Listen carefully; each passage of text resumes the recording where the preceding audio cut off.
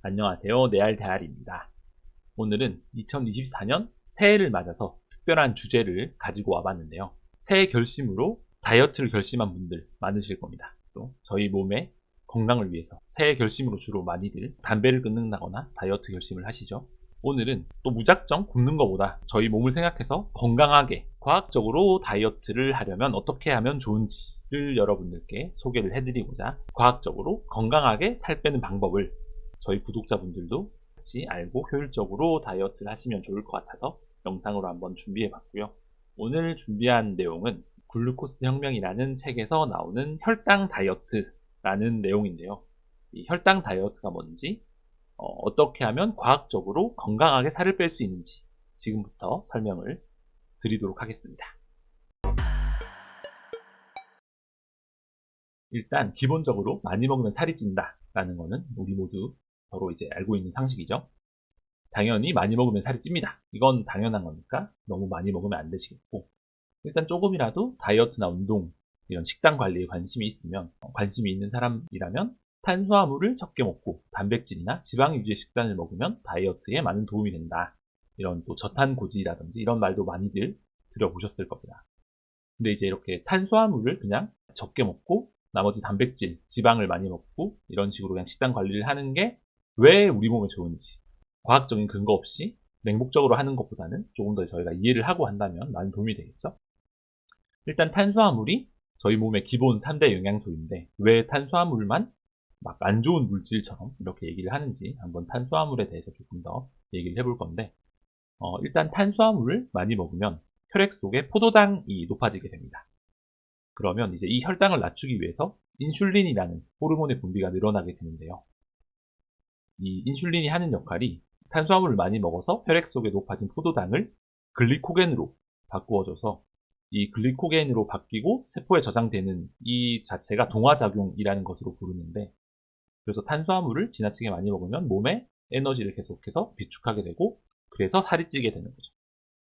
그래서 이렇게 탄수화물을 많이 먹었을 때 이 혈액 속에서 어떤 일들이 일어나고 살이 찌게 된다는 이런 이제 내용이 있는데, 이런 것들을 이제 하나의 모형으로 만들어서 탄수화물 인슐린 모델이라는 이론으로 정립이 된 이론입니다.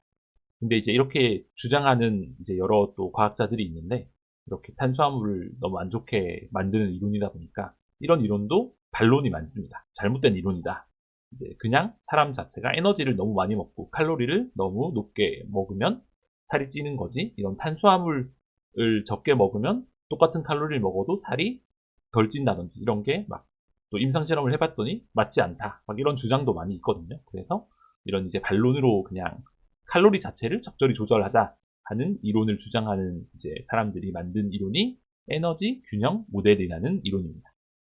이런 여러 이론들 속에서 오늘 소개해드린 중요한 개념이 등장하는데요. 바로 혈당 스파이크라는 개념입니다. 혈당 스파이크가 뭐냐?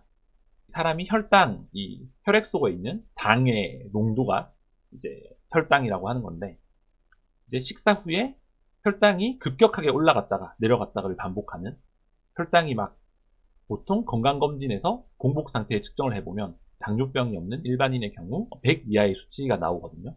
근데 이제 식사를 한다든지 하면 막 20에서 60 정도 상승해서 보통 140 정도 이렇게 된다고 합니다. 근데 이제 요즘 뭐 단 음식도 너무 많고 하다 보니까 또 운동 부족이나 흡연, 스트레스 이런 것들로 인해서 식후에 혈당이 막 평균 수치가 아니라 엄청나게 높아갔다가 내려오기를 반복하는 이런 현상이 일어나는데, 이러한 현상을 혈당 스파이크라고 부르는 겁니다. 갑자기 너무 당분이 많이 들어오다 보니까 혈당이 엄청나게 높아졌다가 이제 막 그럼 인슐린도 많이 분비되고 막 난리가 나겠죠, 몸에서.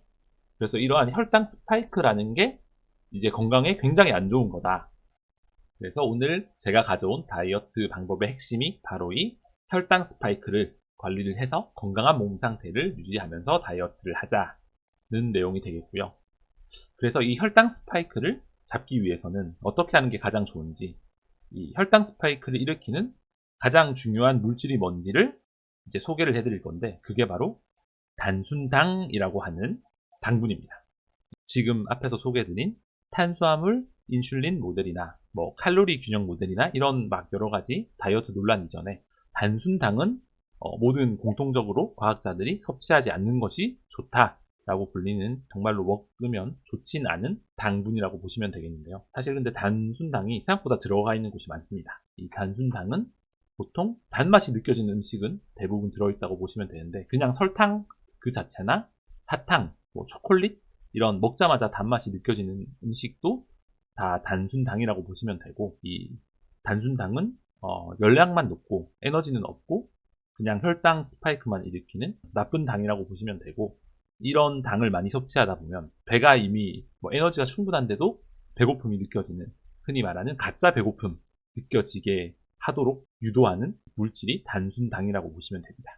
근데 이 단순당이 흰 쌀밥이나 그냥 밀가루로 만든 음식에서도 보통 이제 그냥 흰 쌀밥만 먹어봐도 단맛이 나잖아요. 먹었을 때 단맛이 나면 단순당이 있다고 보시면 됩니다. 이 단순당이 아니라 이 반대되는 개념으로 복합당이라는 게 있는데 보통 이제 흰 쌀밥 대신 현미밥이나 고구마, 통밀, 견과류 딱 듣기만 해도 건강해질 것 같은 이런 음식들은 대부분 복합당에 해당한다고 보시면 됩니다. 그래서 이런 복합당은 단당류로 쉽게 분해가 되어서 혈당도 같은 당이지만 천천히 오르도록 만들고 같은 칼로리를 먹었을 때 영양소도 훨씬 많이 들어있기 때문에 이런 단순당보다는 복합당을 이용해서 음식을 먹는 것이 또 중요한 포인트가 되겠고요. 이건 이제 건강을 위해서 혈당 스파이크 관리를 위해 꼭 해야 될 일 중에 하나고요. 그럼 어떻게? 현미밥만 먹고 고구마만 먹고 어떻게 사냐? 이거 그냥 다이어트가 아니라 그냥 뭐 거의 건강식만 먹자 뭐 이런 거잖아요. 그래서 이 혈당 스파이크를 관리한다는 게 그런 음식들을 먹으면 좋고 혈당 스파이크를 일으키는 쌀이나 이런 걸 먹으면 좀 좋지 않다. 이런 거 이제 그냥 어느 정도 관리를 하면 되는 거고. 근데 이제 사람마다 이 혈당 스파이크를 일으키는 음식마다 수치가 다릅니다. 여기 이제 혈당 지수 나무 위키가 있는데 이 혈당 지수를 보시면 음식마다 사람에게 어느 정도의 혈당이 올라가는지를 측정해서 지수로 만들어 놓은 어떤 거라고 보시면 되고요. 2015년도에 경희대학교에서 나온 한국인들이 많이 먹는 음식들의 혈당을 지수화해 놓은 거라고 보시면 되는데 여기 보시면 이제 뭐 쌀밥은 69.9, 쌀죽은 92.5. 그럼 이제 죽보다 차라리 쌀밥을 먹는 게 나은 거죠. 그리고 보리밥은 35.4. 뭐 이런 식으로 이제 작곡을 섞으면 좀 더 낮아지고 혈당 지수를 보면서 음식을 먹을 수 있는데 여기서 중요한 게 이 지수가 이 음식은 무조건 이만큼의 혈당이 오른다는 게 아니라 이게 개인마다 차이가 납니다. 보시면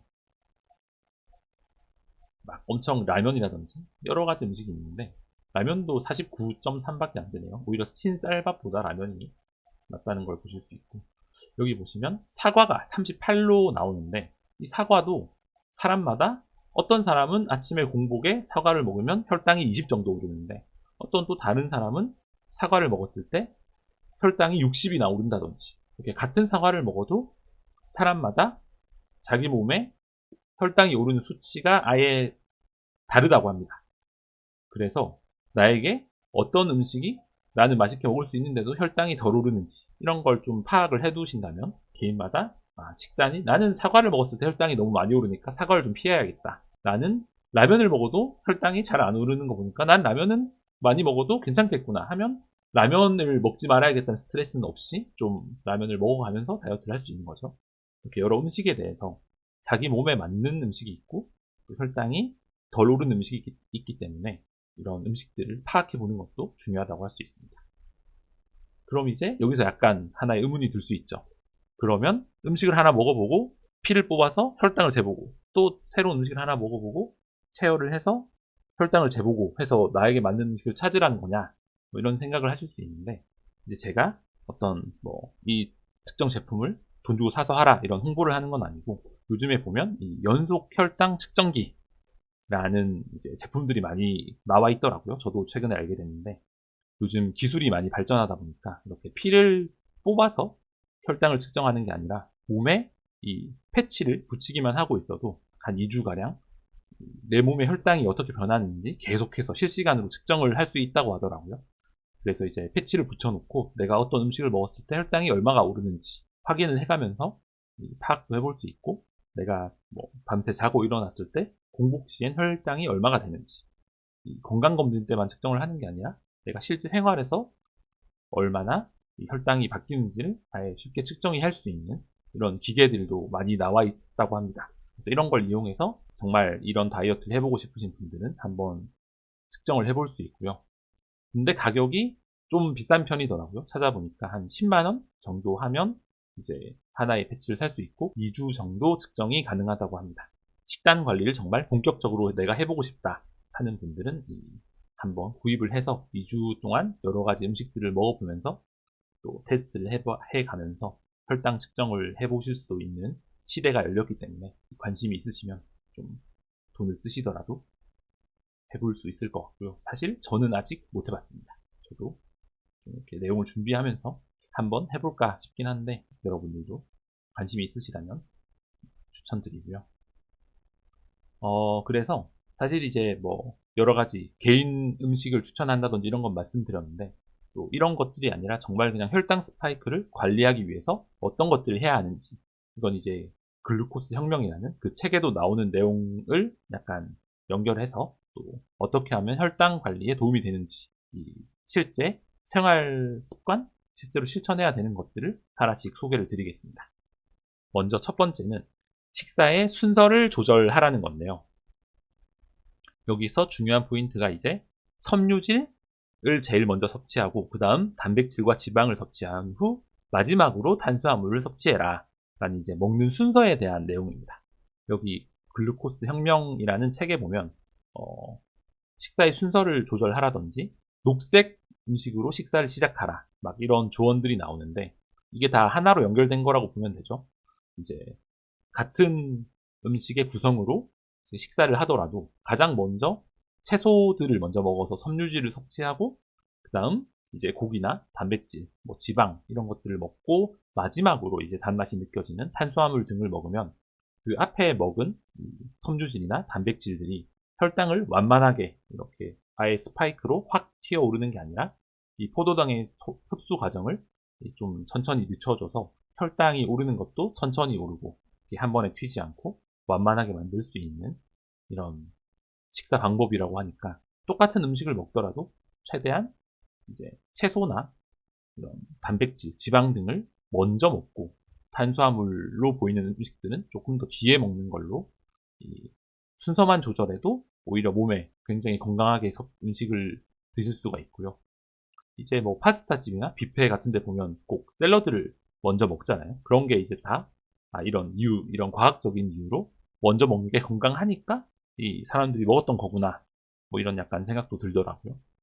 그래서 이렇게 같은 음식을 먹더라도 순서만 약간 조절해도 되니까 뭐 이렇게 음식마다 나에게 맞는지 아닌지 막 엄청난 식단 관리를 하지 않더라도 구독자 여러분들이 같은 한식을 먹을 때도 반찬 중에 뭐 채소를 먼저 먹고 그 다음 흰쌀밥을 먹는다든지 막 음식이 나오면 바로 막 쌀밥부터 먹고 국물부터 먹고 이런 분들도 있는데 이런 먹는 순서만 조금 바꿔도 엄청나게 몸의 건강을 유지할 수 있다. 이런 걸 이제 알게 되셨으니까 모두들 섬유질을 먼저 섭취하시고 단백질, 지방 그리고 마지막으로 탄수화물을 먹는 순서로 식사를 하시면 좋을 것 같습니다. 그리고 이제 막 아까 앞에서부터 말씀드린 단맛에 대한 얘기를 많이 했는데 막 디저트나 막 사탕, 막 초콜릿, 막 조각 케이크 이런 걸 막 디저트를 좋아하시는 분들도 엄청 많을 텐데 아예 그런 걸 먹지 마라 이런 말이 아니라 이제 방금 먹는 순서에 대한 얘기를 드렸는데 이런 디저트를 그냥 공복에 단 걸 때려 넣는 것보다 이제 식사를 하고 나서 오히려 방금 말한 점심 식사 후에 디저트로 단 것을 먹는 게 오히려 공복에 바로 단 걸 먹는 것보다 먹는 순서에 따르듯이 많이 당이 조금 이렇게 완만히 올라가고 있을 때 오히려 디저트를 먹으면 공복에 먹는 것보다 훨씬 건강하게 단맛을 디저트를 단 음식들을 먹을 수 있는 거기 때문에 오히려 꼭 이렇게 많이 단 게 드시고 싶으시면 식사 후에 먹는 걸 오히려 추천드린다고 합니다. 괜히 막 밥도 먹었는데 단 거 먹으면 살찌지 않을까, 좀 쉬었다 나중에 먹어야겠다, 이렇게 좀 배가 꺼져서 배고플 때 갑자기 막 디저트만 먹고 이렇게 하는 것보다 오히려 식사 후에 그냥 바로 단 음식 디저트 가게로 가서 먹는 게 훨씬 좋다라는 걸 또 알고 계시는 게 오히려 좋을 것 같고요.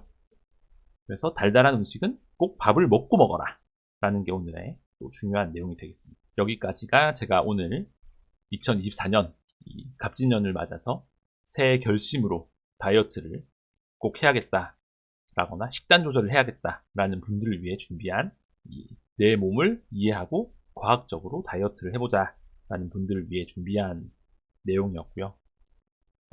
사실 몸의 건강에 약간 직결되는 내용이다 보니까 조금 조사를 많이 하다 보니 내용이 길어졌는데, 오늘 또 새로운 내용 많이 알게 되셨으니까 막 혈당을 막 일일이 측정해서 완벽한 식단을 만들라는 것보다는 뒤에 약간 먹는 순서나 디저트는 식후에 먹어라 이런 내용들이라도 좀 기억을 하셨다가 건강한 2024년 맞이하셨으면 좋겠고요. 다음에 또 새롭고 재밌는 주제를 가지고 돌아오겠습니다. 이상 레알대알이었습니다. 안녕히 계세요.